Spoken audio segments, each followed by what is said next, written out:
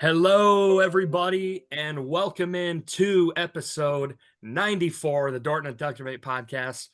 I'm Lucas Dorton, Nick Doetkott over here. It has been quite a while since we have done a show.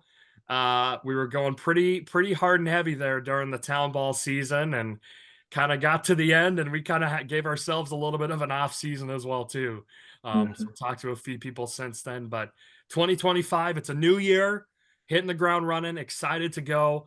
So to introduce our first guest of 2025, we have Nate Williams. Nate, how you doing, man? Good.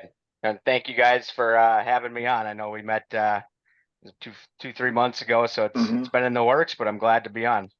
Absolutely. Well, we're excited to have you, and people that love Town Ball and that were a part of it, and we love to hear their stories too. So definitely, it'll be a great show. So stay tuned, folks. Stay tuned. Um, but anyway, so before we get rolling here and kind of get to know a little bit about your past Town Ball experience and kind of what that looked like for you, I do like to ask a few questions to just kind of get to know your baseball fandom and kind of where you come from for all that. But so who is your favorite MLB team? Well, naturally from Minnesota, I'm a Twins guy. I wouldn't call myself a diehard by any means, but small market teams is I guess kind of your when you grow up like a town ball guy that I was. The small market teams always resonated with me a little bit more. Mhm. Um, I don't have a favorite team per se after that. Yeah, no, absolutely. Yep. Just kind of association where you're at.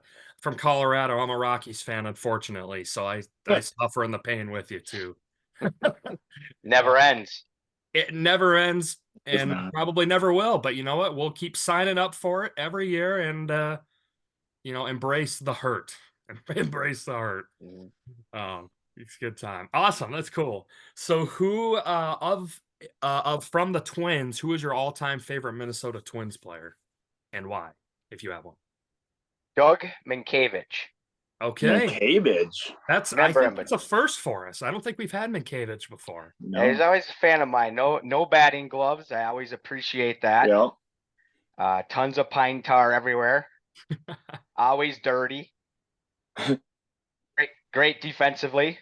Wasn't a great hitter, but he always did the things he needed to do. Yeah. He's all right. Walked a lot. Yeah, wasn't a superstar by any means, but he was a winner. You won a World My Series with the Red Sox, I think. He did. I think he got. Yeah. I think he might have been traded like mid-game. I think to the Yeah. Red Sox. Yeah. Oh Something like wow. that. Yeah. And then he went over to the other dugout because we were playing the Red Sox. The Twins were. I don't mean to say we, but the Twins were playing Yeah. the Red Sox. I think he Yeah. went to the other dugout and finished the game with them. That's crazy. I Yeah. remember something like that. Yeah. Yep. I remember MLB The Show used to announce him as Doug Minkowicz. I'm like, come on, let's get it right here. Sounded like It was Doug a tough name to spell and pronounce though. Like, so Oh yeah, I'm not even gonna attempt to spell it.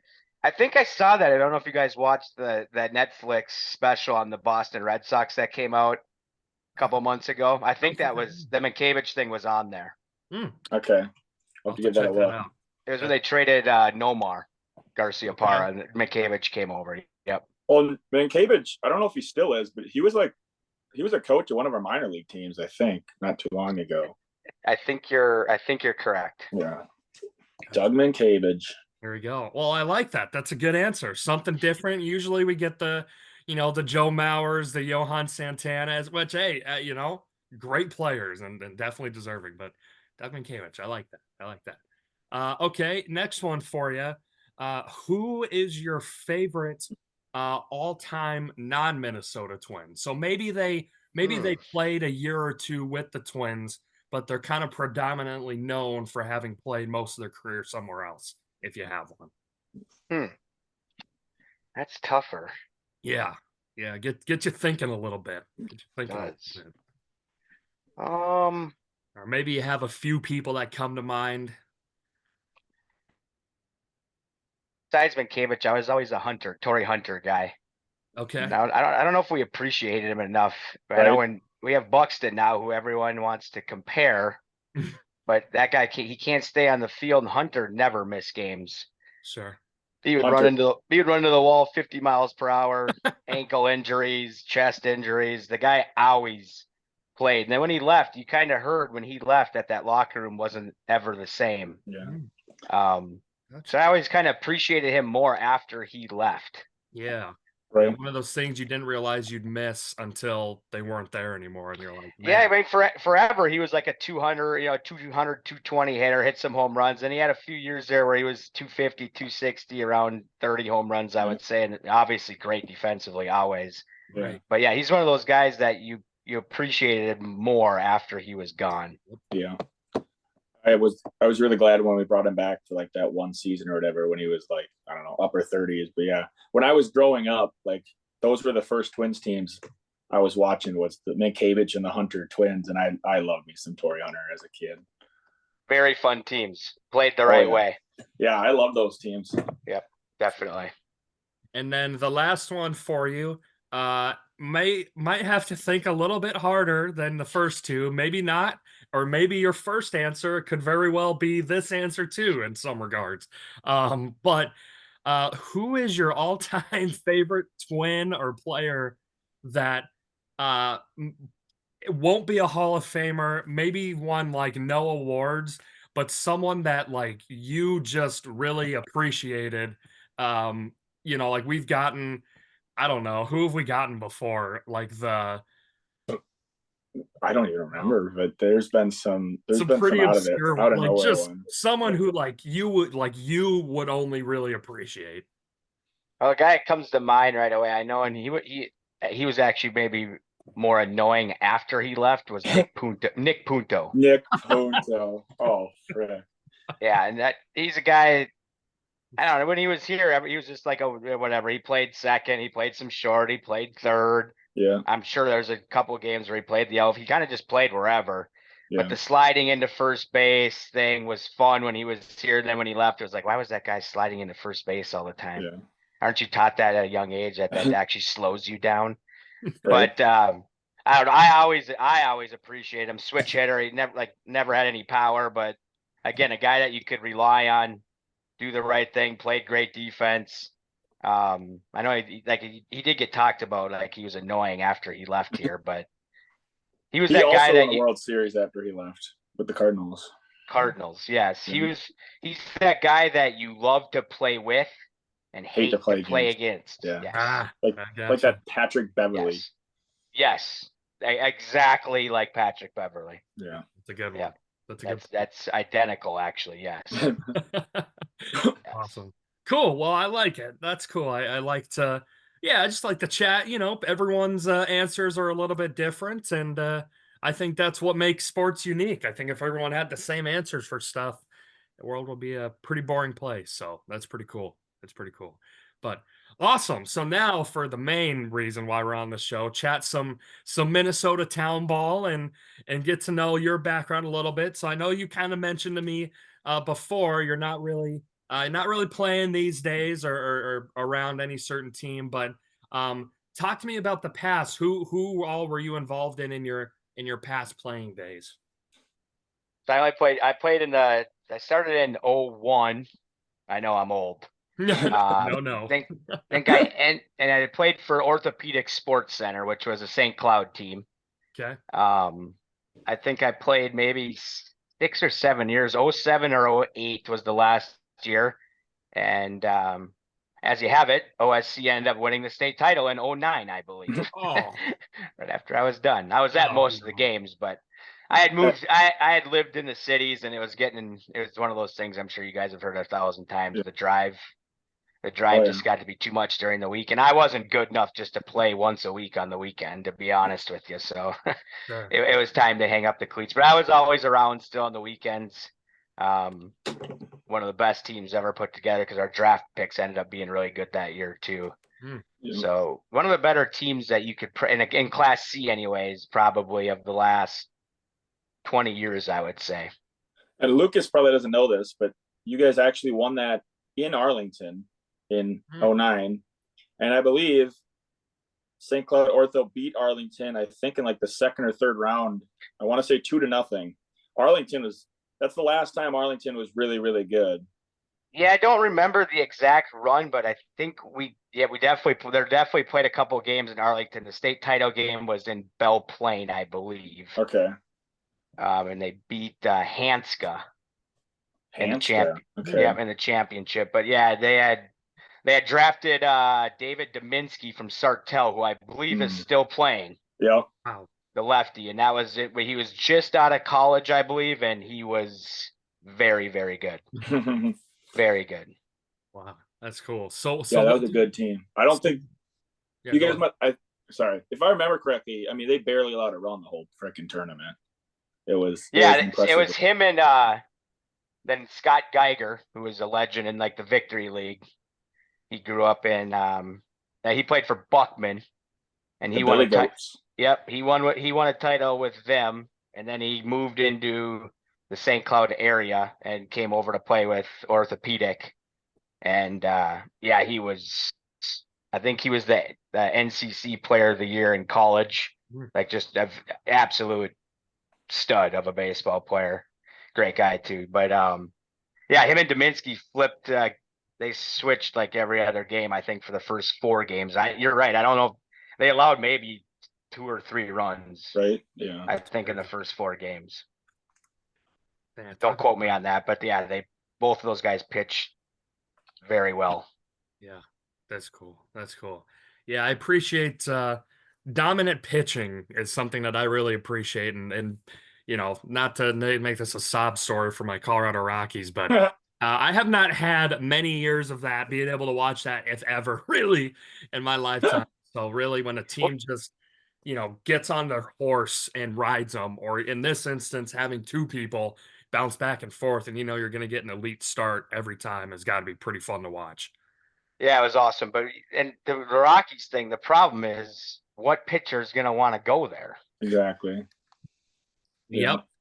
Anyone who wants to make a Hall of Fame, and your numbers are going to be inflated threefold there because all your home games. If you have a 4 ERA, you're a stud there. Oh yeah, you're getting an $80 million contract.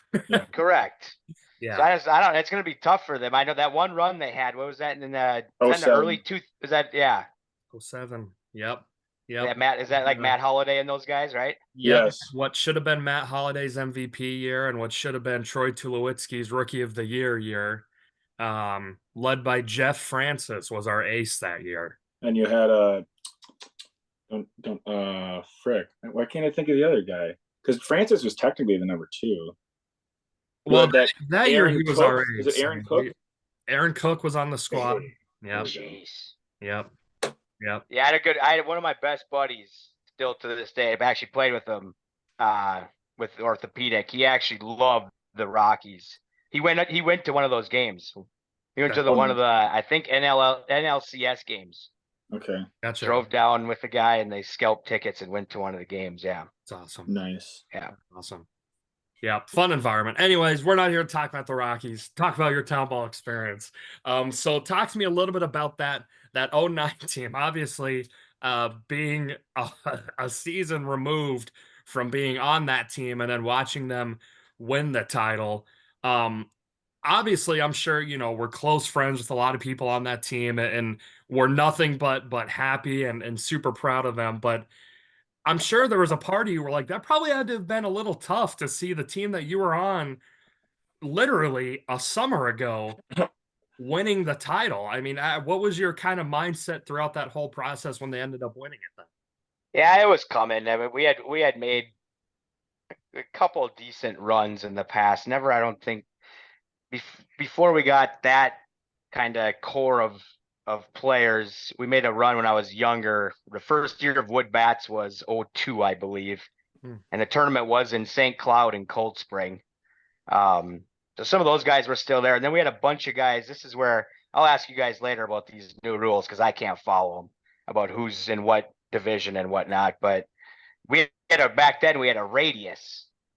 So it was everybody, I think, had to be within like, I don't know, 17 miles or 21 miles. It was something ridiculous, whatever it was. Mhm. But you had to be close, Yep. or you had to have a residence and prove that you were living there of some sorts. I don't think everybody lived at the places that they were saying, but whatever it is what it is.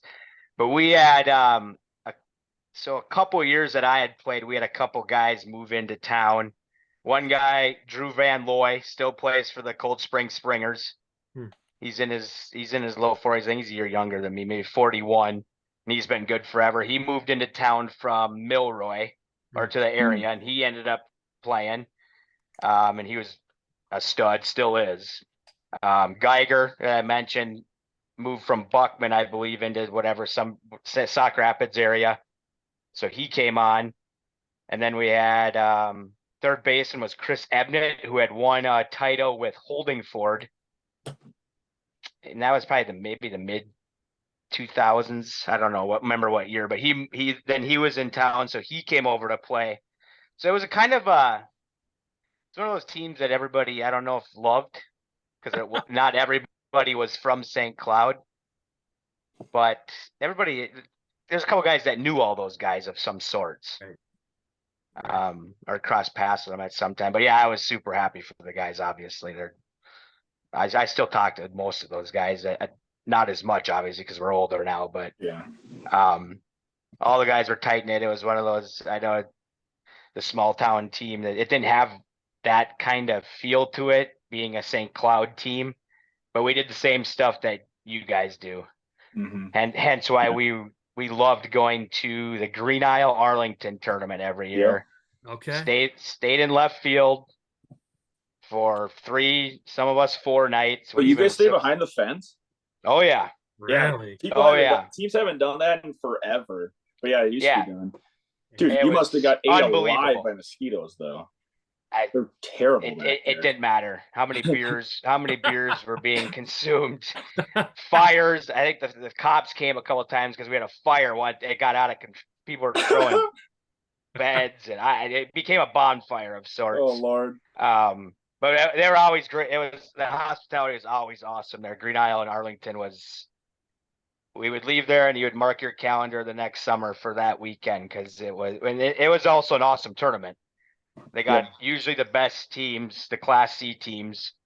It was either 8 or 16. I can't remember now, but I think it was 16. It used to be 16. Yeah, it used to be 16. Now it's just 8 because it's just us who host it. Okay. Yeah, but it was, Arlington was okay then. You always had Moorhead would show up. St. Francis was always in the Final Four for years. Yeah. Orthopedic. And was then Owatonna coming at that point? I don't remember them being there. They might have been there a year or two, but there's always like 8 or 10 teams that were solid. Then you'd have a rotating kind of 6. But then Blue Earth showed up, who won 2 or 3 in a row. Yeah. So yeah, it was just a plethora of the best Class C teams, and then the fun that we had at night with those teams was, there's stories. I could sit here for hours and tell you crazy stories. That's awesome. So teams used to, for that tournament, would come and camp out behind left field, and that was just a common occurrence. Yep. The first year we were there, we stayed at Green Isle in left field, and I don't know why we ever even switched over to Arlington. Arlington almost felt like left field, though. Felt like a camping area. Yeah. Green Isle, you're just out in the middle of the open. Yeah. Yeah. Green Isle, there's nothing really behind the left field fence. I mean, you basically got a woods behind ours. Yeah. Yeah. And actually, the best story ever from there is Saturday night. We had a pitcher that pitched at St. Cloud State, and him and his dog were staying in a tent, and he was so passed out, we drug him onto the mound in the middle of the night. So he woke up in the morning, tent was right on the mound in Green Isle. Oh my God. Guys started doing the field, and they had to wake him up and be like, dude, you got to get off the mound. Yeah. That's hilarious. Yeah. They were awesome times. It honestly was the best. It was always the best weekend besides the state tournament weekends of the summer. Oh my God, that's awesome. Hilarious. That is so funny. Went there every year, at least. I think every year that I played, maybe not right at the beginning, but there was a good 5-6 year stretch that was the weekend. Yeah. That's good. That's so funny. Yeah. We had a really bad run of years. I don't know about when you were going, but it was like, I bet 4 or 5 years in a row, it would just piss pound on us like Friday night. And we were always battling the rain that weekend. And it made which is never fun. Yeah, I mean, sometimes it made it more interesting, but there was a while it's like frickin' just downpouring. And now the last couple of years we've got lucky, but yeah, we had a big old stretch where that tournament was it was a lot of work to get her in. Yeah, and two great fields. I mean, the fields obviously have hosted state tournaments now for whatever. I think how many times have you guys hosted in the last 20 the last years? one At was least 09, but the last one was 09, but so it's been a while, but I think we must have hosted 4 or 5 times from like yeah. The And 80s. Green Isle's hosted now a couple times too, right? They've hosted twice in the last year. They had it this year and they had it 5-6 years ago. Yeah, I went to the state. They hosted the state title, the C game, when Kimball beat St. Martin. Yes. Yeah, I went there and I ended up in places with ex Green Isle players that Probably turned into one of those nights. A couple of adult beverages consumed. Yeah. Yep. 1 or 2. Tanks on the mound. Yep. Zachow, Matty Breyer. Okay. Yeah. Yep. Zachow, he was a hell of a player. Yeah. The Green Isle teams back when we were going there were unbelievable. Oh, yeah. And even before I started playing, like late 90s or like 2000, they were making runs forever. Yeah. They were unreal. Stacked. They were in Class B for a while. They moved to B after, probably, I don't even know the years, but the first several years I played, they were C. Mm-hmm. And then, they eventually moved up to B. Yeah. Yep. That's cool. So now a little bit about your Townball experience. So mentioning, playing on that squad for about 8 years. So how did you first initially get into it? What was your introduction to Townball? Was it something growing up that you went to as a kid and then you finally got to the age where you're like, I'm going to play now? Or how did that go? How did that introduction into you playing Townball happen? So the first 91, I believe, was the year St. Cloud hosted the state tournament. So I was 9 years old. My parents worked as concession stand workers and kind of led the whole thing, got all the workers ready. So I was always around for that tournament. That started, Meesville was playing. They were in Class B. They were unbelievable. They're always still are. Yeah, they still are. You're right. Yeah. But these teams were insane. Yeah. But this was metal. This was all metal bats too. So guys were hitting balls. Wow. Yeah, miles. Watkins was Watkins. Some of their, like, I'm sure you know the Geislinger name. Yep. Yeah, his dad was young then, like in his prime, and all those. There was, I think, 3 Geislingers, and they had a couple guys from St. Cloud area too. So they were a fun team to watch. I think they made the final 8 that year in Class C at St. Cloud. But that's what first started me, and I was like, this is awesome. Stands were packed, small town, people going bananas, drinking beer until you couldn't drink beer no more in the stands. I was like, this is the best. And then so I grew up, if you guys know Dick Putt's Field in St. Cloud, obviously in Joe Fair. But I grew up less than a mile from there. Oh, wow. Okay. My folks still live there. Yeah. So every Sunday night, there was always a kind of they didn't call it game of the week, but there was always that league with there was a couple of St. Cloud teams, Cold Spring, Sauk Rapids. They always had a Sunday night game. So my mom would drop me off. I'd maybe bring a buddy or two, and I would sit there 11, 12, 13 years old, and I would watch amateur baseball. It was my favorite thing to do growing up. So I got to know those guys, and it was kind of fun because then when I was 18, 19 and started playing, I knew a lot of the people. I didn't know them, but I knew all the names. Yeah. Yeah. So I knew the people, the guys that would get tossed every so often. I knew the hotheads. I knew of the guys. It was almost like watching wrestling to me. Yeah. But yeah, that's how I got started. I was obsessed from day one. And to be honest, if I didn't move, I had still been going to the every state tournament. I haven't been to one since COVID. Okay. Think this last year, the championship at Jordan, what did they say? How many people they had, Lucas? Do you remember? Oh boy. There's like 2,000 people there that day or something. I think it was like 2,200. It was packed. Well, it helped that Jordan made it, right? Well, right. Yeah, that Yeah. definitely helps. Yeah. Yeah. Yeah, And that's then another awesome field. Waconia's fairly local too. So. Yeah. Yeah. But I actually grew up. My house was I was 2 houses away from the Arlington baseball field. Oh, really? I was right there. So, the house next to me would get foul balls hit in their yard all the time. It was very rare one would make it ours, but yeah. They still do the street dance every summer. They don't. See, that's that weekend they would plan it. That tournament. There'd also be the street dance weekend. Yeah. So we would walk over there at night and just absolute chaos. But just Yeah. I remember a couple of years where they do the street dance. But yeah, they haven't done that for a while. Yeah. Yeah. So that's how I kind of grew up. Yeah, with it. And like I said, I was obsessed from day one. And then my first year was 01. That was the last year of aluminum bats. Okay. And then when it went to wood in 02, then I was even more obsessed. I just think it's more of a pure game, and you're still getting scores that are sometimes 18, 15 with wood bats now. Mm-hmm. Oh yeah. Imagine what it was like with aluminum. Yeah. Oh, baseball's meant to be played with a wood bat, but I couldn't have. There would be many more home runs you'd see in Townball. I see that would be a little more exciting, but yeah. Oh, it's crazy. That Cold Spring was a powerhouse back then. You would go to the state tournament games and they'd play Dundas and it'd be 21-18. Jesus. Guys would be 7 for 8 with 3 home. It was just insane. And these guys are a lot of them are ex D1 players. They're playing aluminum bats in the pitcher. So they're used to seeing 88 and 90, and they're seeing 82. It didn't phase anyone. They're hitting balls 420 feet over the fence. Honestly, it's crazy. I'm still shocked that college uses metal yet. And I don't. I think they've obviously done some stuff right with those. Like some of them. They've dialed back some of the stuff. I would assume so. People are gonna freaking die when they're throwing a hundo and hitting it back at you. I agree, but the problem with wood is that there's gonna be so many broken bats. I think the cost for some of those colleges. True. Yeah. I think it's part of the problem. Very true. So was that?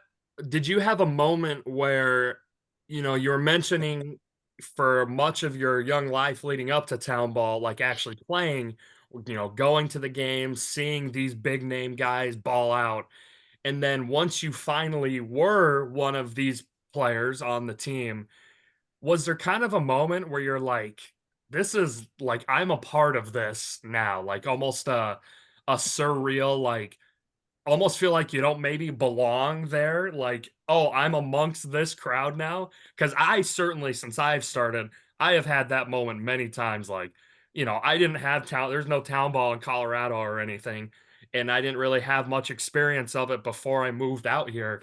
So like going on the field and seeing these guys was like, there's a lot of very good players. But I was just curious, did you have that moment at all when you first started playing? Yeah, a little bit, I guess. My first year, my first game, I came back. I played at St. Thomas for 2 years, just JV. I was no good. I just pitched there. So, but I had seen that probably helped me a little bit just because I had seen a lot. St. Thomas is traditionally very good at baseball. Right. So we had that year I was there, my freshman year, they actually won the national title.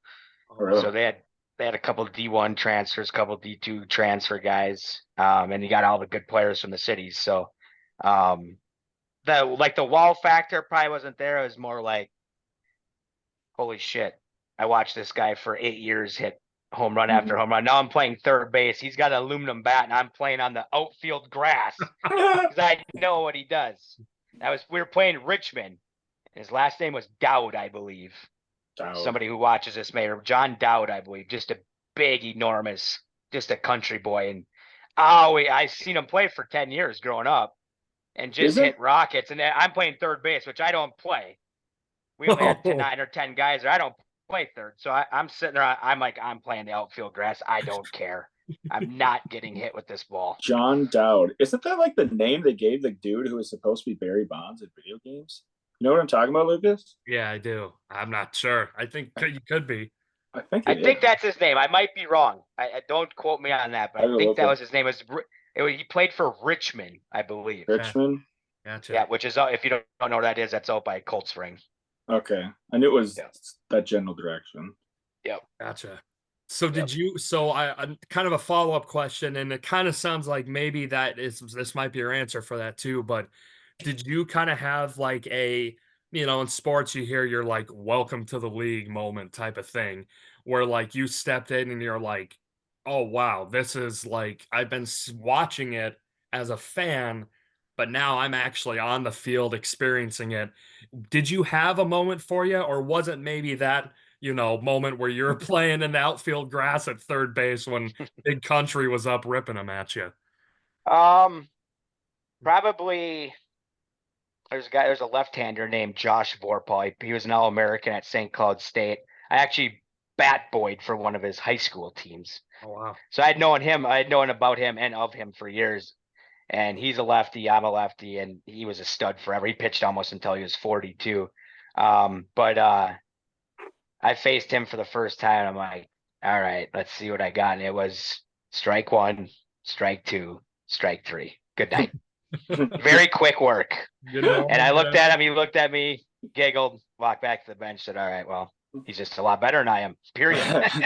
It is what it is. Oh, But yeah, that was my probably first time hitting wise where I was kind of like, God, I've seen this guy strike out, former D1, all, whatever, all Americans at this college, that college. And then I'm sitting up there, as a 21-year-old facing him right in the midst of he probably wasn't in his prime, but he could still give it when he wanted to. And he made quick work of me, rightfully so. Just cheddar 3 straight pitches, or did he tease you with any off-speed pitches? No, no. He said, here it is. Try Straight to hit shed. it. Yeah, try to hit it, and there was zero chance. I've been there a couple times. Yeah, I was a lefty too. I didn't hit lefties that well. We didn't face that many of them, so I never. Yeah. But yeah, there was 0.0% chance I was getting anything on that ball. Yeah, yeah, if anything, it's a bench warmer, just close your eyes and chop Yeah, it. I should have just said I'm gonna swing right here every time and you're right, just hope. Right, just hope the ball goes there. Yeah, exactly. Yeah, That's good. and he was that good too. It didn't matter how good he was. Yeah, he was striking out no matter who you were.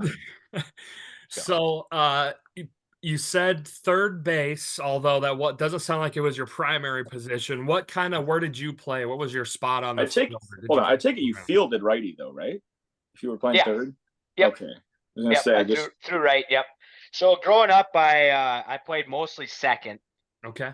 And then I pitched in high school, then at St. Thomas's for a couple years on JV. So yeah, I played the first year with orthopedic. I would kind of move around the infield, second and third. Then I had an older brother that was 3 years older than me that was also a very good baseball player. They asked him to play. Finally, he should have been asked years before that, but and he was probably better than me at second. So I ended up, after he came on, he kind of took the second base position. And I kind of moved to the outfield. So I played right field mostly, and then I pitched a little bit as well. When you pitched, were you a lefty when you pitched then? No. Okay. Right-hander. Right, and I didn't throw very hard. A lot of curveballs. Sure. Hey, lots. We're preaching to the choir, man. That's me. Yeah. This guy's fastball tops out at like 55. Yeah, when we did fall ball at St. Thomas, I definitely recorded. I don't remember if it was the lowest, but I was definitely in the bottom 3 out of like 25 guys. Yeah, definitely. Hey, as long as you mix it up and hit your spots, that's all you need. It was curveballs, and I could throw it for a strike, and I kind of throw it where I wanted to as well. So, and I just mixed up arm angle, stuff like that. Yeah. You hit spots in town team, that's all you need to do. I know. That's it exactly. That's the guy that pitches now for Watkins. I know he throws hard, but his dad pitched forever and was Bruce Geislinger for Watkins, and if they didn't make it to the tournament, he'd be drafted. And he made runs until he was late 30s, early 40s. That's arm slot, 3/4, sliders, changeups, everything you can imagine. But yeah, he got guys out for 25 years doing that. Wow. In fact, very effectively. That's cool. Yeah. Awesome. So that's pretty sweet. I just can't imagine like how awesome that must have been. Like growing up at the park, bringing the boys along, mom dropping you off, and like just, I'm sure at that age too, like you see these people like you would, put them in like oh, this is Ken Griffey Jr. and I'm watching Roger Clemens play and Big Poppy, but no, it's like it's your guys that are in college or maybe have a 9 to 5 and they're just dominating, but they're, idols to you. And then finally sharing a field with them. I'm sure that was a pretty awesome feeling. I could imagine. Yeah, it was awesome. And I guess, like I said, the college thing probably helped me a little bit, just seeing so many good players. But growing up, it was like, yeah, this guy only plays Division III. You can't get him out. I swear to Yeah. God, every time I show up at the game, he goes 4 for 4. How is he not playing for the Gophers? But then you realize when you get to college, and we played the U of M in the Dome. We were a D3 team, obviously. Then St. Thomas has now gone to Division I. But you could see though that even we were in the top 5 national rank, but then you go see D1 guys, and it's like there is a difference. Yeah. It's There's kind of definitely a crazy how difference. many good baseball players are out there, to be honest. Like I look at myself and like I like to think I'm a decent baseball player. Like I'm a decent town team player, and it's like I wouldn't even touch the field in most D3 schools. There's so many good ball players out there. Yeah, there's D3 was kind of the same with us. We had guys that played varsity on the bench that you'd see them in inter squad games, go 4 for 4 against our ace, and he couldn't even get on the field. And we had one of the best pitching staffs in the country that year. I mean, it was ridiculous what we had at St. Thomas. But then you go and this guy that's our 12th guy on the bench goes 4 for 4 in an inter squad game. Is like, this guy's got nothing. It's like, well, he's an All-American. He's pretty good, but you went for you can say whatever you want today because you went 4 for 4. But yeah, there's small little things that will get you in the lineup at those colleges. But yeah, there's guys on the bench, like even for the Gophers, you go to those Southern schools, the guys on the bench, they'll go play summer ball at some of those wood bat leagues. They'll come up to the Northwoods League and they'll just dominate. And they hadn't seen the field for a UCLA type team. Yeah. Mm-hmm. That's how close it is with some of these guys. And you're right, there's a lot of good baseball players everywhere. Yeah, absolutely. Speaking of the Northwoods League, we got the Moondogs here in town. Mm-hmm. Does Iowa have a Northwoods League team? I don't know if they still do, but Waterloo used to be a team when I was growing up. Okay, I was just curious because Northwoods. I mean, those are some good games to watch. The Northwoods League. Very good. Yeah, like I said, you get a ton of guys from like the UCLAs of the world that don't play, and they come up all the way up here for the summer to play. Moondogs get a lot of guys from like the Dominican even now. Oh, really? Yeah. Yeah, I think it's a good league. I mean, you'll see it on like if you watch the Twins games, they'll update the scores on the ticker and everything. You'll see the games. Yeah. I think it's a pretty good league. Yeah. So what was do you have some highlight moments throughout your town ball career where you're like, you look back and you're like, man, and maybe it's a personal thing, maybe it's a team thing when you were there, but what are some of your personal favorite memories or highlights of being a part of it when you were? For me, it was the first year of Wood Bats 02 was awesome because it was St. Cloud and Cold Spring hosting. I went to those fields a million times growing up to watch games. And then we ended up playing. My mom's cousin is a diehard fan of Watkins. Okay. And he heckled. He was known. Everybody in the state knew who he was. Still does go, but he doesn't heckle as much anymore. But we ended up playing Watkins in the Final Four that year. Wow. And when I got up to the plate, that this guy came right behind home plate and just laid into me for a good minute straight while the pitch was going. And I was facing Geislinger for the first time, so that was epic. Yeah, it was just it all came together kind of in one. We lost to him 4-0 in the Final Four, but that was probably the first time where I was like, yeah, I was right all along. This town ball stuff is the best. That's cool. Did Cold Spring have 2 teams back then too?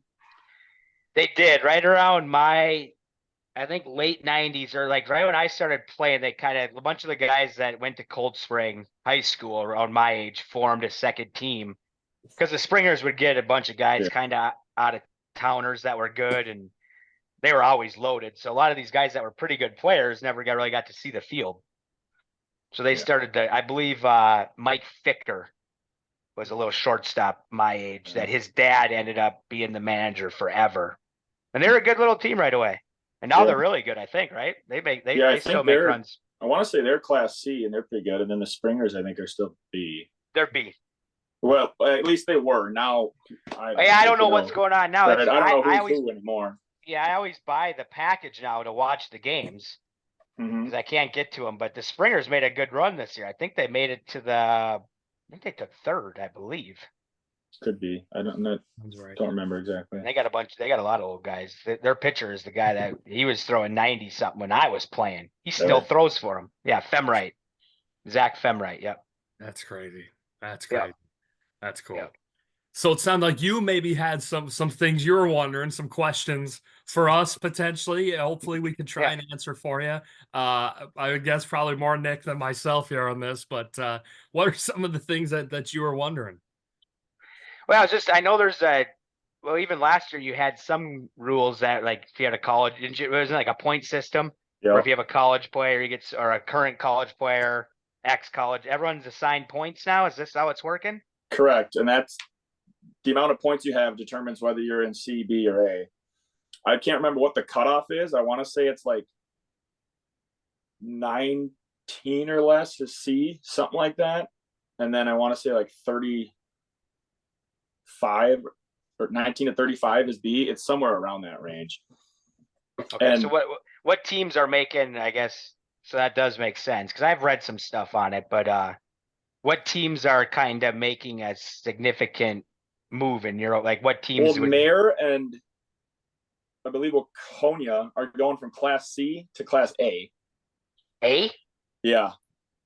So they playing with, is Class A going to be like the teams from the 494 loop still that were the old Class A teams? Are they still playing? Yes. Jesus. Yeah. Which it's not, Class A used to just be like, you were in that circle. The 494, 94 loop. Yep. Now, most of those teams will still be A, but yeah, there's other teams. Also, yeah, it's ridiculous. I think for every like 1,000 people in your town is a point, and then something like that, and then like anybody from there doesn't count towards points. But if you have a college player who's like from the town over or something, he's like a D1's like 4 or 5 points, I think. So okay, so if you're from the town in D1, you're good. It's zero still. To my understanding, my buddy is a coach. He'd know it better. But to my understanding, if you are from the town, you do not count against the points. What do you guys think of this? I don't like it personally. You may not want to answer this question. What do you guys think of the Minnesota State Board? I mean, aren't they trying to do too much? I would say so. I mean, Waconia, let's just be honest. Waconia playing with the 494, 94 loop teams makes zero sense to me. And honestly, like Class C is what everybody's always cared about. For sure. Like for sure. You get college, it's D1. That's what people care about. But Townball C is by far the most popular. It's the most teams and the most followed. And I personally think it's looking like, okay, they're basically trying to get all the really good teams out of C. Okay, yeah, it makes it easier for some other teams like us, for example, but I don't want to win just because we're beating all the lousy teams. Just if you're not good, get better. What you just said right there is what I used to say when they were trying to fiddle with stuff even 15 years ago. Yeah. Because we'd run into the board all the time at the state tournaments. Because if we didn't make it at orthopedic, what we would do, there was other guys that were obsessed with amateur ball on our team that were older than me too. So we would go. I went to every state tournament, even if we didn't make it. We'd be there for a full weekend, at least, maybe even 2 weekends. So we'd run into the board guys all the time, and that's exactly what I told them. You're trying to do too much with this. Keep it how it is. How many teams were actually bitching about how the setup was? Maybe a handful. Right, it was probably because they weren't making it. They wanted to win it all. It's like, well, get better, and it's not supposed to be easy. Right. I mean, if I'm being honest, for the most, I played on Arlington for 10 or 11 years. We're not like this dumpster fire, but we haven't been, Arlington hasn't been great for a while. But I basically, I don't expect to make state. I obviously want to. And I'm like, yeah, we got a shot. But I'm like, let's beat our rivals a couple times a year. Let's hopefully win a couple playoff games. And if we make state, we make state. Maybe a couple of years we'll get some good young kids and we'll make it. But I don't want to just get put into state because the other teams got moved out. That just doesn't, That's exactly right. I can live without going to state, Correct. And I'll tell you what, when you don't make it for like OSC, when I grew up playing, it was hard to make the state tournament because St. Cloud had several teams. We were in with like Freeport, who was very good, like in our region. Mm-hmm. We were in Watkins's region one year. Like we didn't make we'd play 40 or 50 games. And so like this OSC team we were crazy. We played we played 3 or 4 days a week. We hung out nonstop.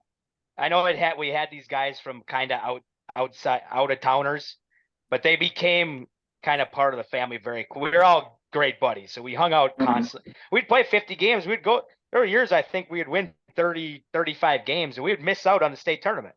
Wow. But that made it when you say you miss out for 10 years with Arlington and all of a sudden you make it, you know how great it's going to feel that year that you make it. And especially if you win a game or two, it becomes that much better. I don't know if you make it every year and you're just handed it, that kind of takes away from just the whole aspect of making the state tournament. It's supposed to be a big deal. Yep. And you're right. Growing up, C, and I think it's still this way. Class C, the crowds, you'd go to a C game, nuts. The whole town would be there. Your town would shut down. The small town, like literally everybody would be there. The B games, you had some fans, but the A games, which I don't know if a lot of people know. So I played with a bunch of guys at St. Thomas that played Class A. They could give 2 shits about Townball baseball. Yeah. It's basically just their warm up, They're just out there hitting. Yeah. Some of those teams only played 8 to 10 games a summer. It was kind of one of those things. Hey, let me throw a couple times here or there, get ready for fall ball for whatever college I'm playing at. Cause most of those guys were playing college ball. Yeah. But yeah, nobody cared about Class A baseball, even the players themselves. Yeah. Mm-hmm. That's cool. So I don't know what it's going to be like now with 3 different divisions. I have no clue, but I personally don't love it. I don't love when high school changed. I know high school used to be just A and AA. I think there's 3 or 4 classes now. For sure 3, maybe 4. Football's got 6. 6. Yeah.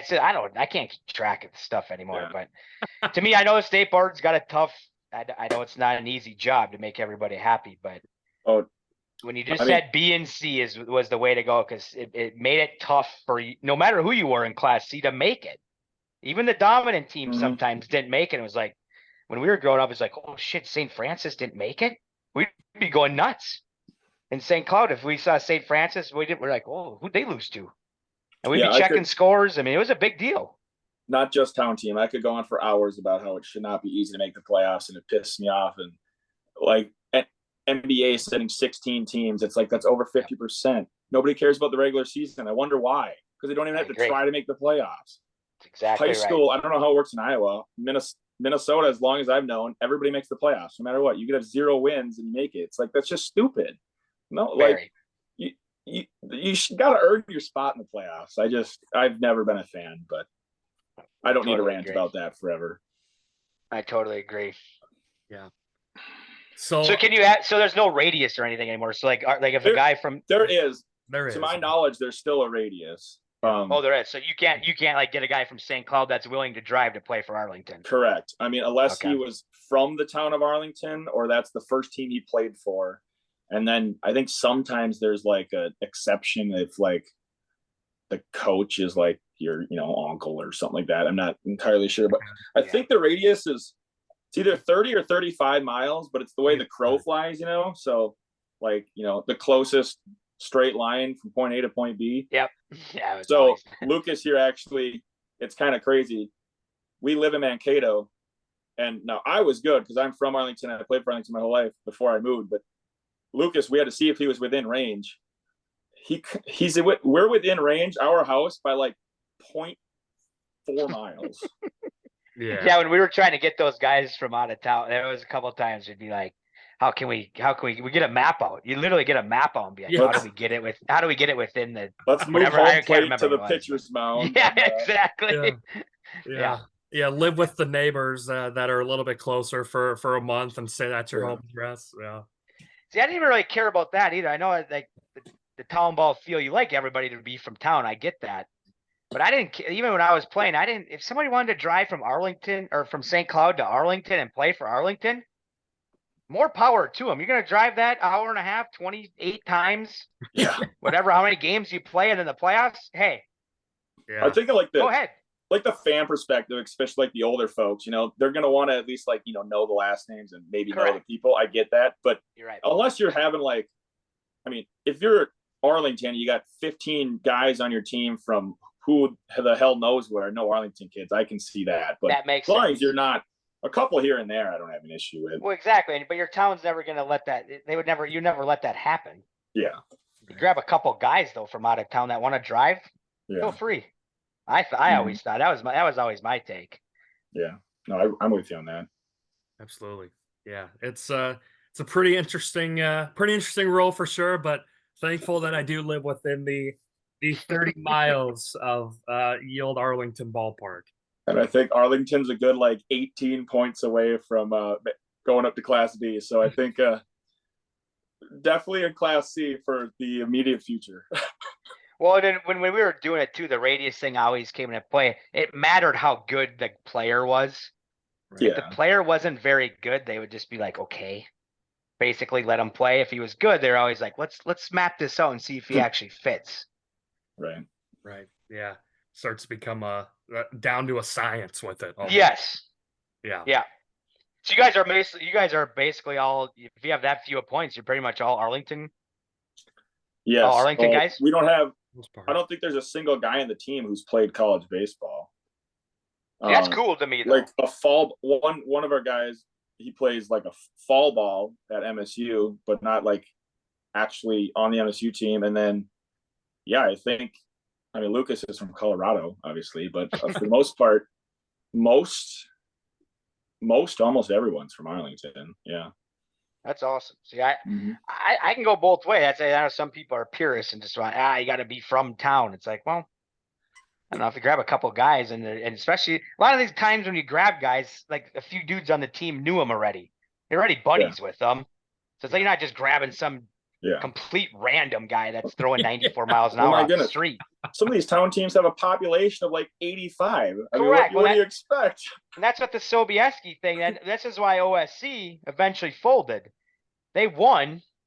They made them go B, and none of the guys liked B because it's just different. Like you said, B is different than C baseball. It's got a whole different feeling to it. I mean, I don't want to say it's unserious, but it's not the same thing. So guys started losing interest. Yeah. Guys started losing interest very quickly.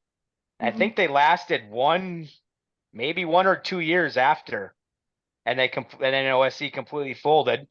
And then Boudreaux started in town for a few years, and now St. Cloud has 0 freaking amateur baseball teams, which that is wild. Growing up, if you would have told me that, I would have said you're insane. Yeah, Mankato doesn't either. I mean, technically, North Mankato has a team as of like 2 years ago, but yeah. Weird part with them though, when I was growing up, they won a couple titles, but what they did, they were Class B all the time. Yeah, they took everyone who stayed in town on their team just played amateur ball. Yeah. So it's basically Mankato State, and they were very good. I would imagine. And Mankato's always good. It's a great baseball program. MSU is one of the best at almost every sport in D2. They're an amazing D2 school. Yeah. So they would have 8 or 9 guys that would stay back for the summer. They would form a team and then have, 3 they only had like 12 guys on the roster, and they would just hit home run after home run. They were great to watch. They were fun for a couple years. That's awesome. So a lot of times another question I bring up to folks is who maybe don't understand town ball or don't know what it is or try to compare it to something that isn't just it at all. Maybe you've come across this in your lifetime, but when you were playing or you were a part of it or still watch it very religiously now even, and people talk to you and they ask you about it, like, oh, like town ball, like, what is that? What is typically your elevator pitch or something that you would give to them to answer that question because some people are like, "Oh, is it like college ball?" Well, no. Are they getting paid? Like, no, not getting paid. But Beer so league what is softball. yeah, it's like beer league softball. Like, there's beer, but it's a little more serious than that. But so what do you go to typically when people ask you that question? Well, the first thing you tell them is if you want to read about it. I mean, ESPN's done pieces on freaking Minnesota Townball is how big it is. But I always the people when I was in my 20s, like going with people at even at college, I would tell them like, hey, the Townball is where it's at, and they're like, what? No, it's not. There's no one. But they're used to seeing Class A Townball, Right. where it's just you go out and it's just a kind of a, hey, I'm going to throw you 85 down the middle, and you're going to hit it 380 to the gap. Okay, fine. And there's 6 people in the stands. So I had a couple buddies in college. I said, you got to come with me Yeah. to St. Cloud for a weekend. We have 2 league games against 2 good opponents. And one's on the road, one's at home. You'll see 2 awesome fields in St. Cloud that you've never seen before. Then we'll go out to the sticks where you go into town. You'll see a church and you'll see 2 bars. And then a block away, you'll have a baseball field. And that whole town will shut down. They will come to the park. Everybody will be drinking beers, including you. So that's a bonus. I'll even give you the money for the beer. Just come watch. So I had a couple buddies come with me one weekend, and they forever live by it. They were like, "That is crazy." That's So they only grew up an hour and a half away from St. Cloud, but they don't know because the Class A ball is just not. That's like a college game. It's basically a college game Mhm. down there, and everybody's awesome. Whereas town ball, you'd get a guy sometimes. Second baseman would have 5 errors in a game. I know it's not fun for that person, but you don't see that when you go watch a Class A game. All those guys are college players. They're all really, really good baseball players. Where sometimes these good teams in Class C are kind of you maybe have to hide a guy or two somewhere Yeah. for a position. And there's just like I said, I hate saying that you don't want to watch the guy make 5 errors in a game, but that's just the reality of what town ball is and was. Well, I like the fact like you can have a 16-year-old and like a 46-year-old on the same team. I'm not too familiar with Class A. I'm assuming it's all mainly, No, 20-year-olds. It's all it was all college kids. But yeah, I think the fact, I mean, there's a guy signing on our roster who I think he must be 50. I mean, he rarely plays at this point, but yeah, I think he's 50. And then I think we have a kid who was 15. Yeah, out in our area, in Stearns County area, you'd have, and well, I suppose some of you guys see this too in your league, but you'd have 5 guys with the same last name starting in the starting lineup. Dose is the big name in Arlington. Yes, and that's the guy. One of them was there when I was playing. Chad, right? Chad, Craig, and Scott were the outfield, and now Scott's kid Luke and Chad's kid Caleb play, and Scott's other kid Leighton. Yeah, so there's 3 doses. That just makes me feel. That just makes me feel even older now. That his kids are playing. Yeah, What about the other guy who used to run the field? Is it Eggert? Yes, Bryce Eggert. Yes, great guy. Yeah, I know Bryce pretty well. He was my VFW coach, and he was when I started with the A's, he was coach. So he probably coached me for 3 years or so. Yeah, he still lives in town. Great dude. Yeah, they would open up they'd open up the clubhouse, shower, because we stayed there for 3 or 4 nights. So it's like we got a shower. We're like Arlington's about the only field that I know of that we go to that has like a legit clubhouse. I mean, underneath. I mean, it's a nice clubhouse too. Oh, we'd be hanging out there. It'd be 5 in the morning, and finally Edgar would be like, "You guys got to go out, get out of here. We got to close this down." Yeah. But yeah, the hospitality. Those guys were great. Always awesome, great hospitality. And Bryce was always. The field that's always been one of my favorite fields too. Nice field, yeah. Always in pristine shape. Every time we went. I think we got the best burgers in the state, but that's just by far. Yeah. By far. They used to call them something.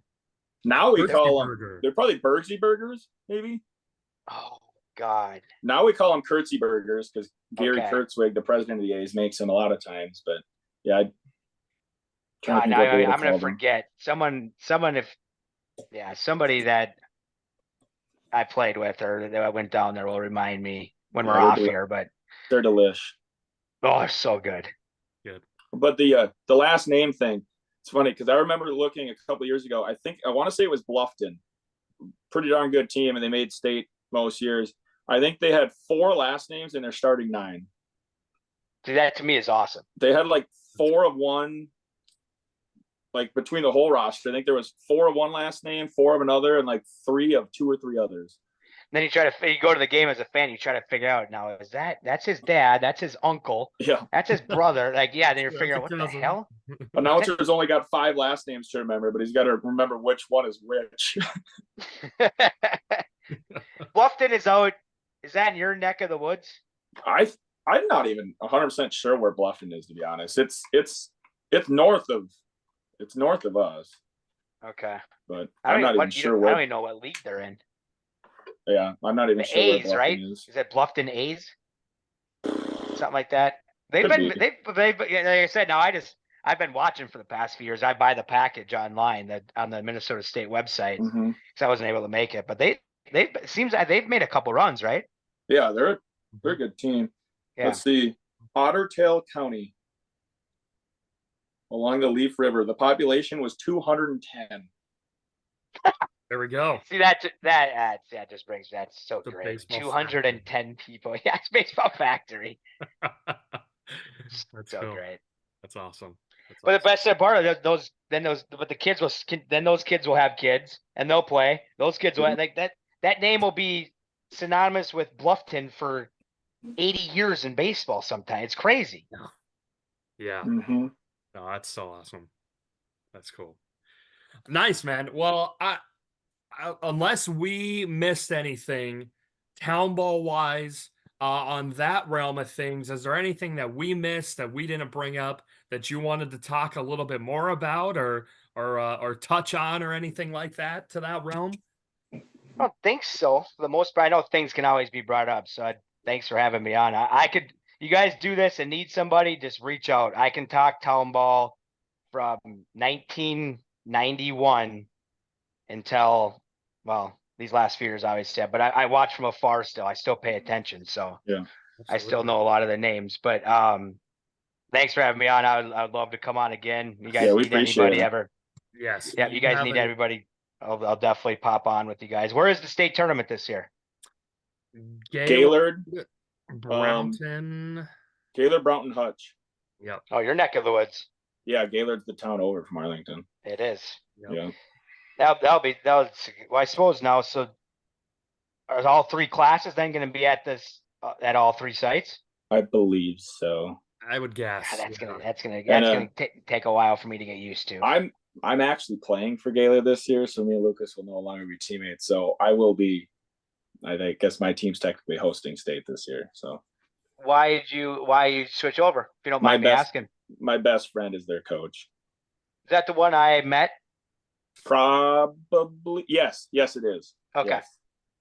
Yeah, so that's the sole reason you're going over there. The Tyson Paul fight. Yeah. Yep. Yeah, that's him. And So the other guy with us plays for them too. There could be an argument about this, but are you going to a better team? Well, Arlington did finish ahead of Gaylord last year. Do what you will with that info. So it's close though. On that one. I mean, it's competitive. I think I'll say this: in the last 2 or 3 years, Arlington has had much more success against Gaylord than vice versa. However, Gaylord has fared better in the playoffs. So, take your pick. Yeah, so it's competitive though. Yeah. Yep. I think we're pretty comparable teams. I don't know that one necessarily has a distinct advantage over the other. Yeah. Well, that'll be fun, though. My grandpa's in the Arlington A's Hall of Fame, so I do feel like kind of a traitor, but you are. I gave him. You're gonna see. Here's the thing. I gave him 10 years. Yeah, this happens though. I've seen this happen. You think you're gonna go back and it's gonna be like, oh yeah, handshakes. Maybe after the game, but I'll guarantee you, during that game, you'll feel some heat. Yep, I'm getting 80 to the rib cage. Yeah, you might see that, and hey, that's fair game. That's Townball. That's Townball. That's Townball. You leave our team. You come up to the plate. One might just go over your head. I'll make sure to put my Kevlar vest on for that game. Well, I might have to make that game. Hopefully we'll stay in touch. But I'm gonna definitely. I'll see you plenty before then, so I'll let you know when it is. Yeah, my work The schedule's light for summer, so I can definitely. I need to start. COVID kind of took a whatever. I know there was a weird state tournament that year too, but I got to get back going to some games because there's nothing better than sitting there for 9 innings enjoying a good town ball game. So I might have to make that one. Sweet. Absolutely. I'll let you know. Okay.